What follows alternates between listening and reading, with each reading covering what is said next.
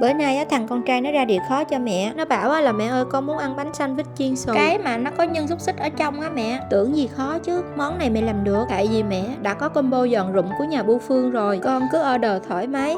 Tôm, cá, gà, thịt, chỉ cần có combo giòn rụm này á là mẹ chấp hết luôn. Mà bánh sandwich mình đem đi chiên xù như vậy á, ăn nó ngon thiệt á mấy chị ơi. Bên trong á là nhân xúc xích, mayonnaise, beo ngậy, rồi thêm cay cay của tương ớt. Cái da bên ngoài á phủ một lớp bột chiên xù nó giòn rụm. Mà khi mình chiên á, nó không có bị ngấm dầu nên mình ăn cũng không có ngán. Hôm nào mấy chị thử á, làm món này cho mấy bé nhà mình xem. Tuy nhiên á, cũng nên hạn chế những món dầu mỡ, lâu lâu hãy làm một lần thôi nha.